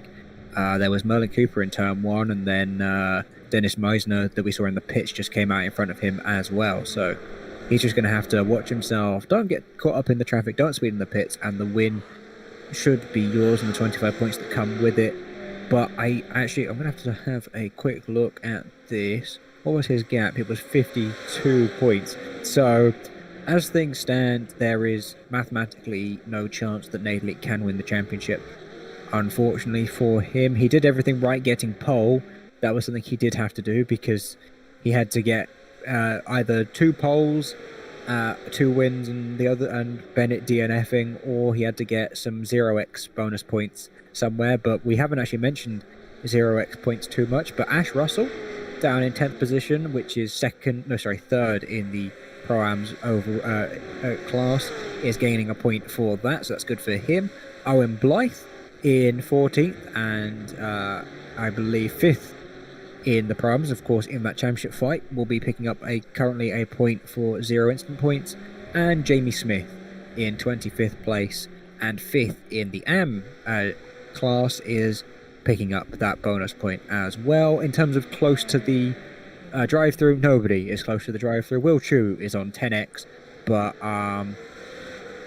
yeah, just nothing really too much to speak of. The next highest is 7, and it's 18 before you get a drive-through penalty. So these guys are really keeping it clean here, because the real problem here is that if you touch the grass, you're in a wall pretty much, because it's just easy to spear you off into a wall, as we've seen so many times. So people will give the grass a lot more of a car's width than you would if it was just a piece of tarmac there. So yeah, there's the kind of nature you get with Sebring, where it's quite easy to just nick an X maybe once in a while, but you're not going to be consistently doing it because it's probably just too risky. That in a 1 hour 20-minute race you don't want to be pushing it that hard. I believe that's Scapers in the pit, making the second pit stops. But do you think, when we see this trend that people are actually not abusing track limits completely because of that are you a fan of this way of having a track with, if you make a mistake it will bite you, and you really need to be on it all the time? And do you think that we actually get sometimes cleaner racing due to this? I don't know if it affects the cleanness of the racing as such. I think it's more just Sebring doesn't have as many overtaking opportunities. But no, I think it's nice to have this sort of challenge. We see it at places like Suzuka as well, where it can be very tricky on the drivers if they get it a millimetre wrong. But at the same time, sometimes you just wish that there were just more drivers not crashing out of the race. But it's a kind of a balance. Some races it's nice to not have this, and some races it is. But it's just nice not to have something like Spa, for example, where you get the X's for abusing the track limits, but you don't really know what's going on, and it doesn't punish you, and it's just, I'd either like it to be tarmac, and you can abuse it completely, and you get nothing for it, or this, where it's grass everywhere, and so if you touch it, it's on you. Oh yeah, definitely. And mentioning Spa there, Spa is actually the reason why we are having a the feature of actually having off-track limits penalties due to the 24 hours of Spa a couple of years ago, where I in the PCDC we had a team just abusing it. They got 999 off tracks during the 24 hours of Spa. That was rookie numbers, I believe, for Spa though. They no, it was worse the year after. the year where Max and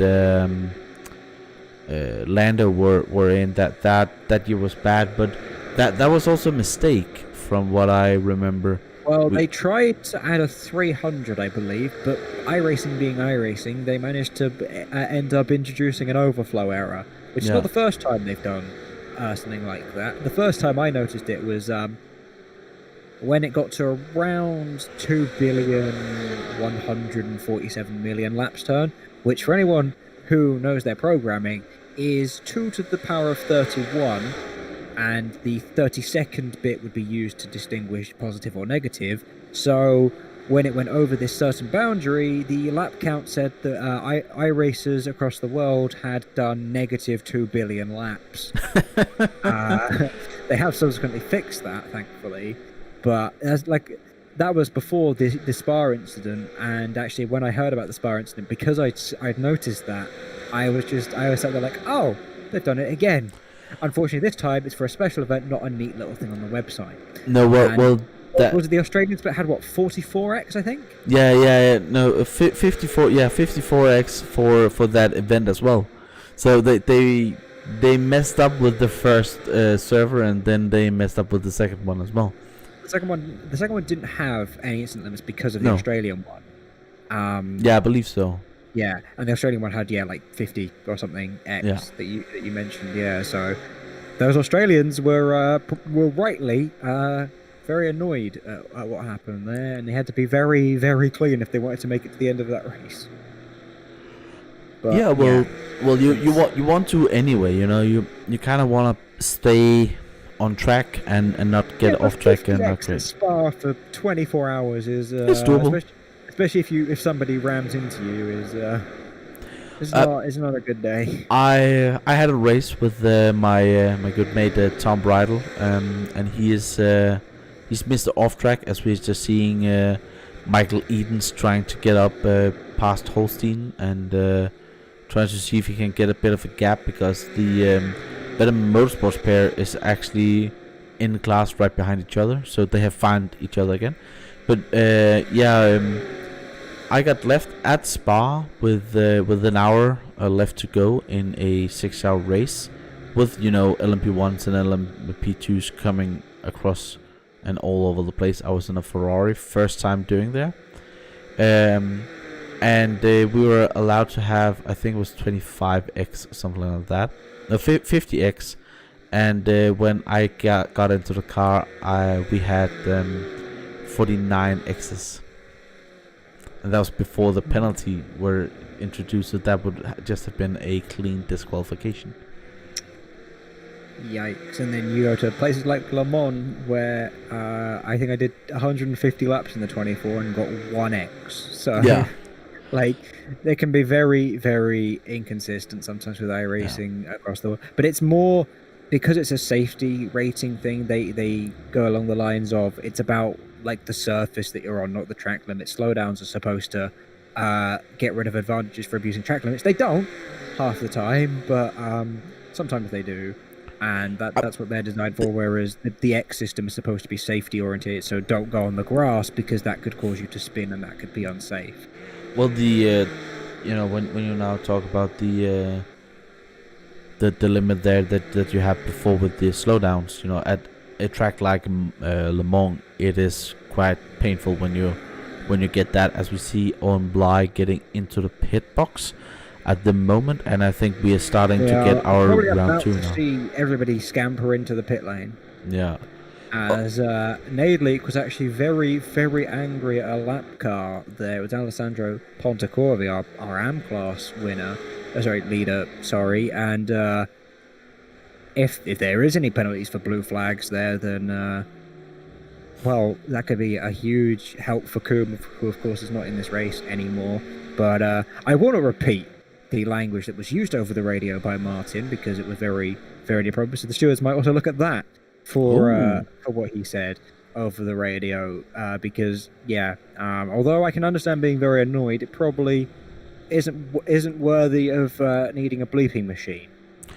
Oh, definitely not. And that's another thing. If you can't really keep that's my opinion at least. If you can't keep your mouth and temperature in check, you shouldn't be using the voice in iRacing. And I know that a lot of drivers actually had it cut off, as we are now seeing Cas Hoganau getting closer and closer and closer to Hallowell. But yeah, for me, they shouldn't use it if you know that you have a tendency to maybe say stuff like that, because the stewards are allowed to look at it and can actually, we have in the past have penalties handed out, as Hoganau looks to be just going off throttle. He's getting very close.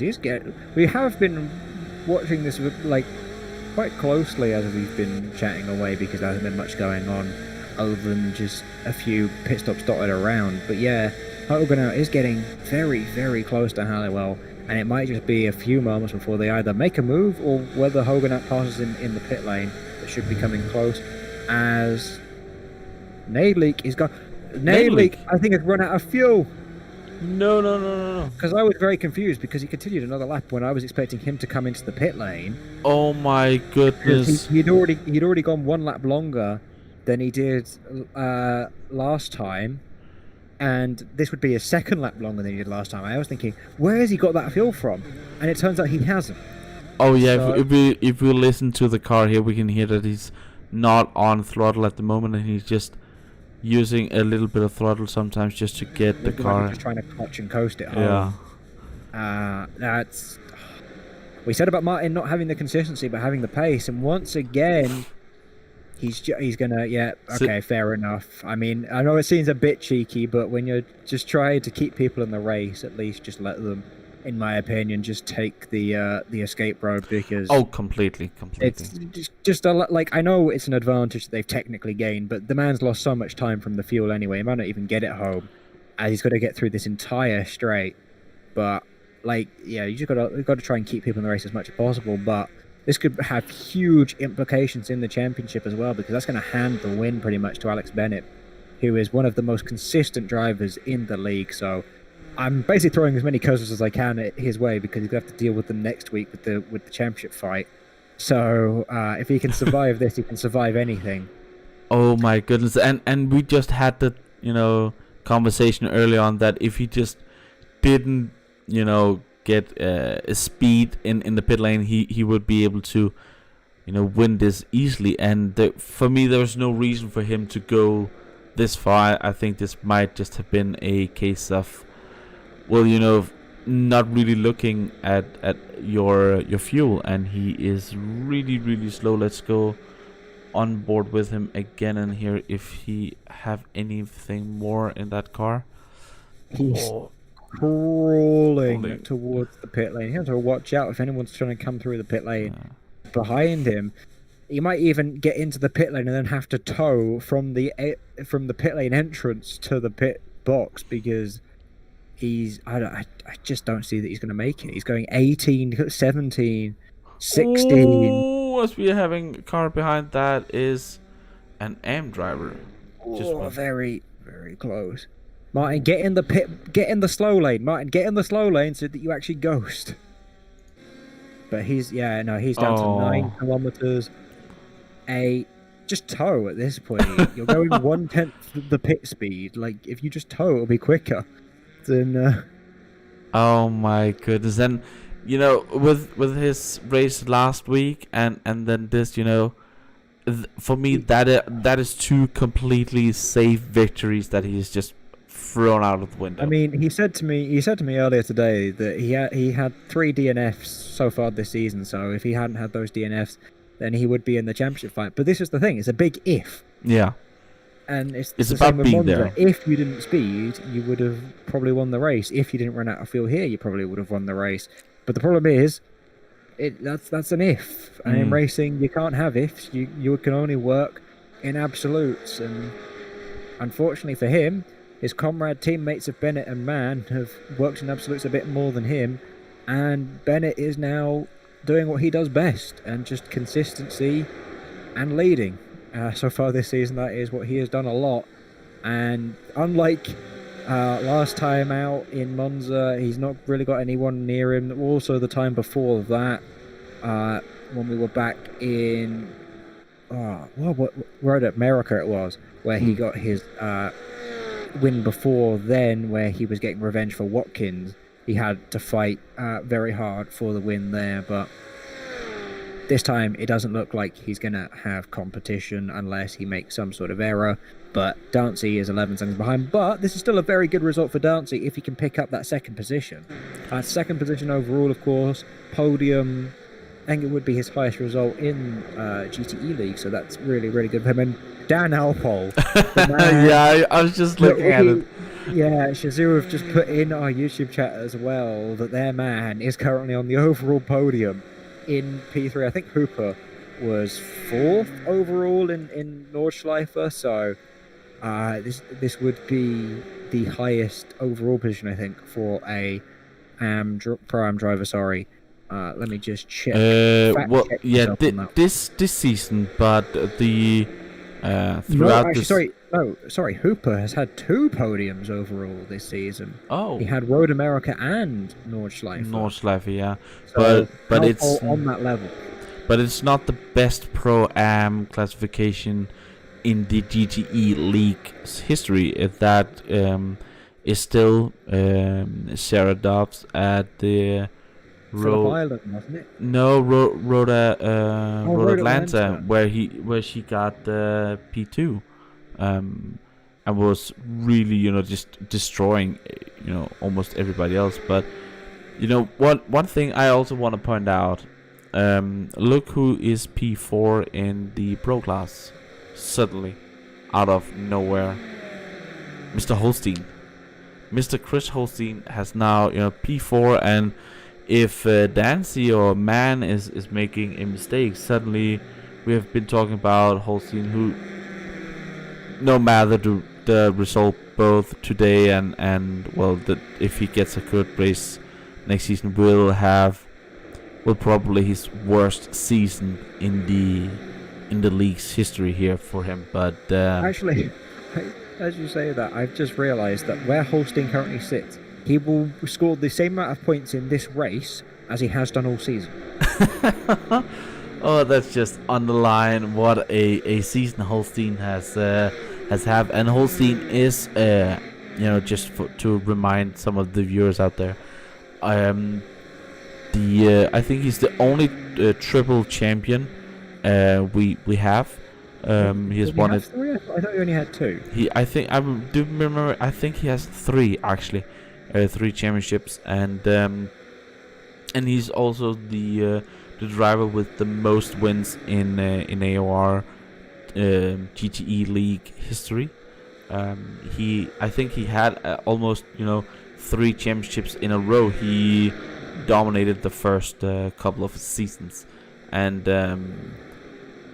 since and this is a difficult championship to not only win but also defend, as was James Pinsker who won last season, and he's not even here this season. There's only been 2 men in the history of the AOR GTE League who has actually been able to defend a championship, and that is Holstein and was it you drove with him? Come on. Mr. Woodford. Woodford, yeah, Ross Woodford. The name was just right there. You have Woodford, who is the second one to have successfully defended a championship and the number 1. So it's difficult. We have had different champions, but nobody has been able to defend, and I call it the championship season, because it has been so frequently that the guys who've been winning the championship has not been able to defend it, and has just had horrible seasons afterwards, as we see Hogan now in the pits. Cass seems to be sat there for a long time, actually. No, he's just entered, right? I could have sworn he was. Well, I could have sworn he pitted quite a while ago, unless he's had to come in again for a second time for something. Yeah, no, he just got in there, but I could have sworn he pitted already. So if that is the case, then that's not good for Cass. Yeah, no. Oh, wait. Oh, it is his third stop. Yeah, so he has already had an issue. I'm just trying to rewind. Yeah, so he was in the pits. Was it a speeding or was it a pit exit thing? Let's find out. So he comes into the pit lane. No, that speed looks kind of fine, I think. Don't think it's a speeding issue, but it could be a pit exit issue because it is notorious here. Nope. What was his pit stop time? Let me have a look. It was 43.9 seconds. That would suggest a speeding penalty. So maybe his speed wasn't quite there. I mean, it was very, very close, so it could have been speeding. Dancy, I'm getting Dancy and a red line. Well, Dancy, yeah, he had a bit of an off at sunset. Well, I think we'll see the replay here. He's kept second position as we speak. He looked at that moment early on in the corner because there's a lot of runoff there. He looked wobbly all the way down. Let's just have a look from the cockpit. Look at his wheel.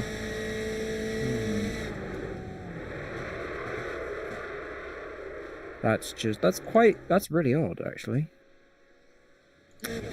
I'm not the wheels like, and then he's just getting onto the grass, and then he's just saving it little bit. So it's that might in my experience, that right there might actually be a driver with a.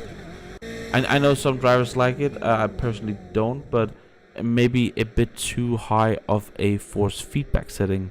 That can have that effect where, because of it's so bumpy down the main straight there, that, or the back straight, that it can have that effect on the wheels. So that might be what we have been seeing there from Mr. Dancy. All the information I have is that Dancy put in the chat. That's all I've got. That is it. And also, I have fact checked it. Holstein won 2 championships and then came second in the championship after it. Okay, so 2 championships, yeah. So he is one of only 2 drivers to have 2 championships, him and Woodford, and have both won consecutive championships, which is very odd. So the only people to win it multiple times are the people that have won it consecutively, which is really odd because nobody else has managed to defend their title. Exactly, and I remember that season where Woodford defended his. That was Holstein who came in runners up, and that was quite a close championship as far as I remember. Championship, but then internet issues ultimately didn't give us the fight. I mean, Woodford had the lead, and I think he was in the Ford possibly. Yeah. At Road Atlanta. I could be the wrong way around it because he won 1 championship in the BMW and 1 championship in the Ford. So it was obviously one way. One either way, but Woodford still had the advantage and was at Road Atlanta, which is one of his favoured tracks anyway, no matter what car he's in. So although Holstein did have the internet issues and couldn't give us the fight, Woodford was still the favourite. Oh yeah, definitely. And then unfortunately Woodford were not in love with the cars anymore due to the new. That was before the new tire model. This is why we need an LMP2 league to bring him back. I would be up for that. You know, the biggest issue we would have with having that league is that I want to run in it. I'd want to run in it as well, but I have to see because moving to university and the likes, life gonna gonna have quite a big change for me. So I'd have to see how things open up. But unfortunately, in terms of opening up, the gaps around the field have kind of opened themselves up a lot here today. As we watch Will chew into the hairpin, and once again we have another spinning car. Not for the first time today. Oh, gotta be very, very careful. Gets off the apex very nicely to allow people through. And everybody is just gonna he's just gonna have to sit there and wait, and then rejoins fairly uniformly. But yeah, in terms of gaps, really, we've got Blair Man behind Alpole and Mike Scapers behind Ash Russell are kind of our only 2 that are up for grabs, but neither of them are for class position, which is annoying, so they're not affecting our championships in any way. Hooper is 8 seconds off of Alpole in that Pro-Am category, so he's not going to be closing in on that championship lead, which is really going to help Alpole when it comes to that championship defense going into Road Atlanta. I believe that's going to give him somewhere in the regions of about an 18-point lead, which is really... Craig Dancy off track. Craig Dancy off track, and he hit the wall. Oh my goodness. He had this in the bag. He had it in the bag. Let's just take that one and here. Oh, it looked like he just went. Oh, I'm trying to get this. He touched the wall. He touched the inside wall. And then the outside wall as well. When that's a lot of damage to that car. Luckily, he's only got a few more laps to navigate. I'm just trying to get an accurate lap count up for me, because the one I have, I know, can sometimes be quite faulty. As a Daniel Mamano is in the red as well. Let's see what has happened to Mamano. He's just a little bit too much curb, and he has saved it. Oh, that's very close. Good driving there. And not lost the position. It looks like it's going to be really tight as to whether we are going on to the final lap or the penultimate lap. Mr. Alex Bennett, with 2 laps to go, Mr. Alex Bennett is going to cross the line with, I don't know why my lap count was giving me, my lap count. I tried to get up a more accurate lap count, it was more inaccurate lap count. Thank you for that. That's how it is. This should be the penultimate lap, not the final lap, because Bennett crossed the line with 3 minutes to go. So you can't get around Sebring twice in that match time. So lap 41 will be our final lap. But with Dancy's off, we kind of have to say thank you to him for that. In a way, but that's more like Blair Mann is now P2, and that championship is now even closer than before. Yeah, and actually, Dancy is another Scotsman. I have completely lost everybody. Blair Mann is blinking a lot. I have lost everybody as well. Have we had a server issue? I think the Netherlands server farm has been having a lot of issues recently. I've lost everybody as well. This could be extremely odd. Oh my goodness! As you guys can see on the overlay, everything has just completely spaced out. I think the Netherlands server farm for iRacing has been having a lot of issues over the past day or so. From what I could see, they said it should have been fixed, but it doesn't appear to be. But from what I can see, it has been all of them, and guys have been falling out. The server is gone, so we might be getting kicked out in a second. We might. So this is pretty much. I don't really know what we're doing now. I don't think there's a rule for this. I'm going to check the rules, but I don't think there is a rule for this. I will just be taking. We apologise for the technical issues, but this is not on our end, I'm afraid. This is on iRacing's end. Like I said, the Netherlands server farms have been having. We had to cancel an F3 race because of it at one point, and that was a few months ago. Then they seemed to be fixed, and then yesterday they were having a lot of issues, but iRacing said they fixed them. But apparently, there's still something being persisting here. So something clearly not going on. But there is nothing about having to red flag the session. So, well, let's if we don't know anything, and so this will be your overall result. I think that it might be the one that they will be using. We did finish 90% of the race distance. Surely we can. I mean, I see why that should kind of be classified as finishing the race. Essentially, we did 90% race distance. So, yeah. what a weird way to kind of end this, but I will say that I think Alex Bennett has won this one with Blair Mann P2 in class, and then Craig Dancy, that will be your pro podium, and then Dan Alpole with the Tom Huber, and that will be Ash Russell in P3, that will be your Pro-Am podium. As we think we don't know yet, there might be changes still to this. So I am trying to see if I can find who actually...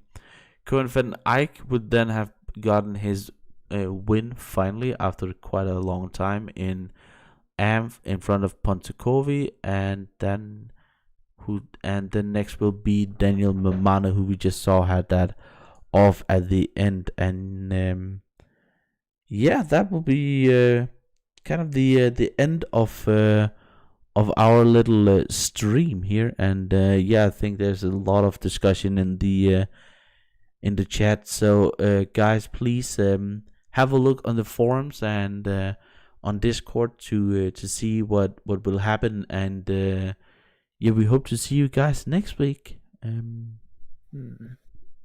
Yeah, thank you for joining me, James. This has been and actually I think I mean, somebody else has put it in the chat as well, but we'll have to see. But yeah, I believe that as things stand, because 90% of the race class of race distance has been completed, this should all count for championship points and stuff. So make sure to tune in next week for Road Atlanta, where the championship will be decided, and we will have to see how that turns out. Oh, definitely. And next week, hopefully, Hell will be back in the box, and I will be back in my position behind the screen, and you guys will commentate that race. So that will be next week, same place, same time on the AOR YouTube channel. And have a good night.